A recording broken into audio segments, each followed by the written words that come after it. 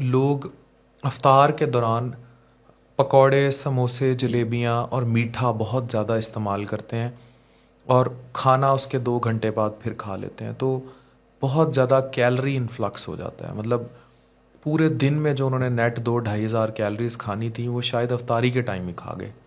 پھر سحری الگ ہے، رات کا کھانا الگ ہے.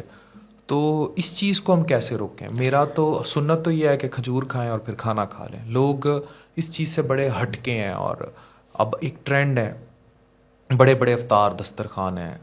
ابھی آپ دیکھیے گا یہ پکوڑے سموسوں کی ریڑھیوں پر رش لگ جائے گا اور لوگ نہیں رکیں گے. کیا حل ہے اس کا؟ اچھا، رمضان بیسیکلی ہے تو انٹرمیٹنٹ فاسٹنگ کے لیے ہم نے 30 دن ہم نے انٹرمیٹنٹ فاسٹنگ کرنی ہے کہ 16 گھنٹے کا ہم نے فاسٹ رکھنا ہوتا ہے. لیکن اس سے ہوتا میڈیکلی یہ ہوتا ہے کہ ویٹ لاس ہوتا ہے. لیکن ہم نے اپنی لائف سٹائل کو اس طرح سے موڈیفائی کیا ہوا ہے کیونکہ ہمارے پاس آج کل پیسہ بہت آ گیا ہے لوگوں کے پاس، تو انہوں نے کیا کرنا ہے کہ اپنے پیسے کو غلط جگہ پہ انویسٹ کرنا ہے. انہوں نے لینے ہیں تلے ہوئے سموسے، پکوڑے، جلیبیاں، جس کی وجہ سے ان کا ویٹ کم ہونے کی بجائے انٹرمیٹنٹ فاسٹنگ بھی کرنے کے بعد بھی ان کا ویٹ کم ہونے کی بجائے اکثر گین ہو جاتا ہے. اور ایسا مشروب بھی ہمارا کنزپشن زیادہ ہو جاتا ہے. میٹھے پانی یعنی کہ چینی والے جو جامع شیریں والے شربت بہت زیادہ کنزیوم کر لیتے ہیں، تو اس کی وجہ سے بھی ہمارا ویٹ گین ہوتا ہے. حل کیا ہے؟ کیا اس کا کرنا حل ہے؟ یہ ہے کہ آپ نارمل یا تو نارمل پانی لیں یا ڈیٹاکس واٹر بنا کے لیں. جیسے چیا سیڈ کا میں نے سحری میں بتایا کہ چیا سیڈ کے لیے آپ ڈیٹاکس واٹر بنا کے سحری میں لیں، تو اسی طرح افطار کے لیے بھی آپ ڈیٹاکس واٹر بنا کے لیں جو آپ کا ویٹ لاس کروائے. اس کے علاوہ آپ شوگر کی کریونگز کو کنٹرول کرنے کے لیے کھجور کا استعمال کریں. چنا چاٹ آپ استعمال کر سکتے ہیں، دہی بڑے بھی استعمال کر سکتے ہیں. باقی تلی ہوئی چیزیں اوائڈ کریں. گھر کے بنے ہوئے دہی بڑے آپ اس میں مکئی ایڈ کریں، کالے چنے ایڈ کریں. گھر کی بنی ہوئی پھلکیاں ہوں تو وہ نیچرلی آپ کا ویٹ لاس کروانے کی طرف لے کے جائیں گی آپ کو. اور روٹی لینی ہے تو اس کو بھی پورشن کنٹرول دیکھیں. چاول لینا ہے اس کا بھی پورشن دیکھیں. آدھی پلیٹ چاول کے ساتھ آدھی پلیٹ سلاد لے لیں تو اس سے ویٹ بہتر گین یہ نہیں ہے ہوگا. 1 یا 2 کھجور سے اگر روزہ افطار کرنا ہے وہ کر کے ڈائریکٹ پھر کھانے کی طرف آئیں. یہ 2 نہیں کہ کھجور بھی لیں اور ساتھ میں اسنیکس کے طور پر آپ لے سکتے ہیں، جیسے چنا چاٹ ہے وہ لے سکتے ہیں، فروٹ چاٹ ہے وہ لے سکتے ہیں، دہی بڑے کی پلیٹ لے سکتے ہیں.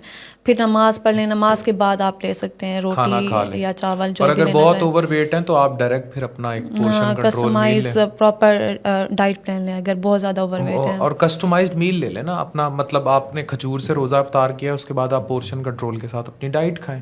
آدھی چپاتی لیں، دہی لیں، کوئی پروٹین لیں. جی کیا ضرورت ہے بیچ میں اسنیکس اور یہ کچھ بھی لینے کی؟ اچھا مجھے یہ بتائیں کہ اوور آل ہمارے اب ٹرینڈس تو چینج نہیں ہو رہے. کاروبار بھی لوگوں کے بہت سارے جڑے ہیں انہی میٹھے سے. اور ابھی یہ چکوریاں، پکوڑے، پتہ نہیں اس پہ کاربس کی کریونگ بھی پھر لوگوں کو. پورا دن کاربوہائیڈریٹس نہیں کھاتے. میں لوگوں کو کہتا ہوں ہم کارنیورس نہیں، ہم کاربیورس ہیں. ہم کاربس کھاتے ہیں. لیپٹن ریزسٹنس آ رہی ہے اب لوگوں میں نا. مطلب بار بار کھاتے ہیں تو برین اب ٹریگر ہو چکا ہوا ہے کہ وہ بھوک کو رسپونڈ ہی نہیں کرتا. ہر وقت ہی بندوں کو بھوک لگی رہتی ہے، کھاتے رہتے ہیں کھاتے رہتے ہیں کھاتے رہتے ہیں. کیا حل ہے؟ اس کے میجر کاز تو یہ ہیں کہ ہمارا ڈائٹ میں فائبر کم ہو گیا ہے، ہماری شوگر کا انٹیک بہت زیادہ ہو گیا، میٹھے مشروب بہت زیادہ ہو گئے. اگر ہم افطار کے ٹائم دودھ کی کچی لسی بنا کے لے لیتے تو اس سے بھی بہت زیادہ امپرومنٹ آئے گی اس میں، کیونکہ پروٹین بھی جا رہا ہے، اچھا فیٹ بھی جا رہا ہے. دودھ کی لسی بنا لیں، اس میں آپ چیا سیڈ ڈالیں یا ہلدی ڈال دیں تو فیٹ، اگر آپ فیٹی لیور ہیں تو آپ کے جسم سے فیٹ نیچرلی کم ہو جائیں گے. تو اگر آپ اپنی ڈائٹ کو دیکھ لیتے ہیں تو آپ کے باقی سارے مسائل کنٹرول ہو جائیں گے. بہت شکریہ اقصیٰ ہمارے ساتھ تھے. ہم ایک سیریز لے کر آئیں گے اور درجنوں اس قسم کے شوز ہوں گے، مختلف ڈائٹس کو لے کر ہوں گے، پورے رمضان میں ہوں گے. And we will help you. Thank you.